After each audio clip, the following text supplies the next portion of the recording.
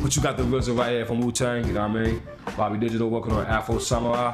Y'all saw me on part 1, we hung out, and then we gonna hang out this time. But this time, yo, I'm gonna take you a little further into the world of how I do this, how I make the music, you know what I mean? Some of the machines I use, so we'll have a good time.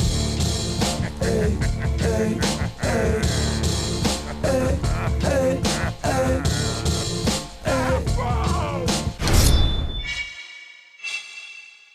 We're inside my home studio, so hold on.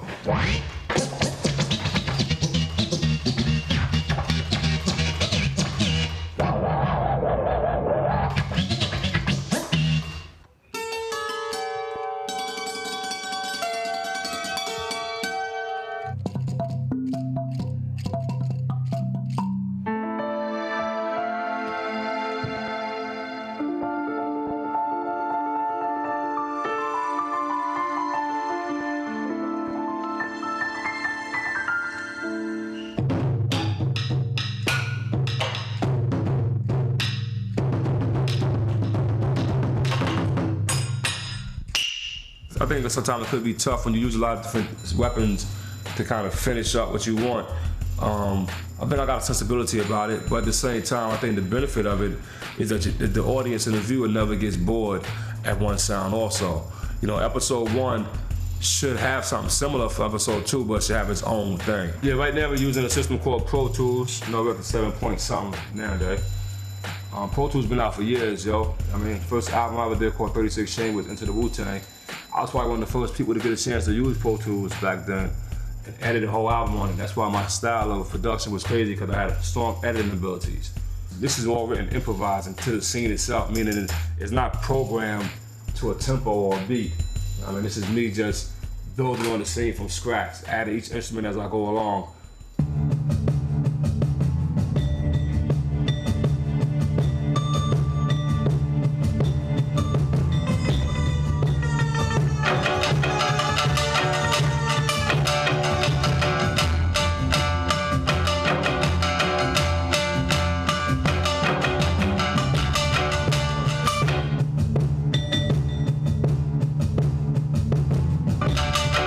So right here, you see I had no dialogue is playing right now because I'm writing without the dialogue, without none of the sound now. I'm just writing to the scene itself, you know what I mean?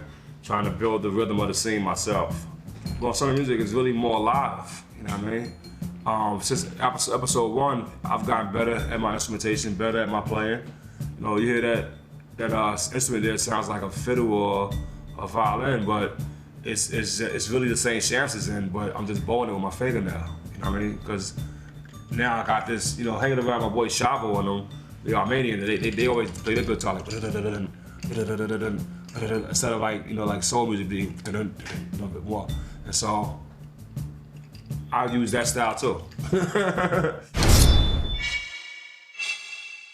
You know, the inspiration that we all get from this team of people, you know what I mean? From Sam Jackson voice, you know, sometimes I get an idea for a beat, you know what I mean? I just get the feeling of a certain kind of beat, you know what I mean? So from the animation, then at the same time for some of the music, sometimes they get ideas on how to draw it, how the characters want to go, how the tempo of the scene to go. When you start from there, you take this energy, you go with it, yo. And when you do get some footage like this, and you get a chance to work with that, you know, with the actual animation, that takes it to a whole new level. But the wind's blowing his afro. Now he got a thick ass afro. For the wind to blow, it gotta be blowing hard. And so my lyric reflects it. Wind blowing so hard it shakes your afro. Blood smeared all over your face from your man's neck. A wound the paramedics cannot bandage. Kick to the groin when me and the mic conjoin.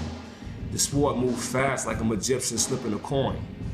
So it's just ideas, but when you got animation, my lyric even gets better. Well, I actually started working on the music from the script. And I mean, when we first got the story, I wrote music for it. I can show you one of the earlier pieces I wrote for it. Knowing the story was dealing with the female's revenge and everything, so I wanted to make something that described the meanness and scornness of a woman that's out to hurt you. So this is something we wrote for Shivo because of the relationship between her brother Gino.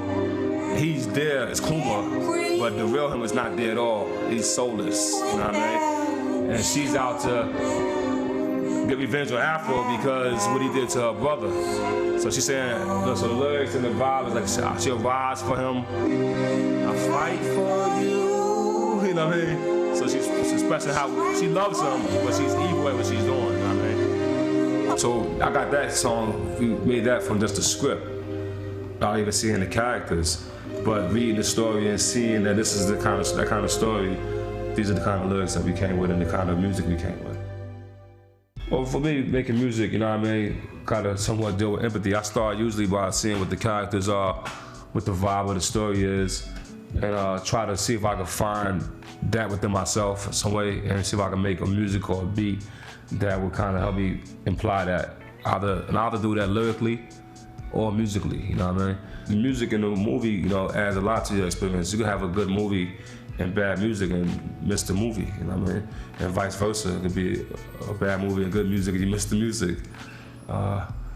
In some cases, the music can save films, you know what I mean? The music is very, very important to the film, and I know what I'm doing is very important to Afro, so I dedicate a lot of energy to it.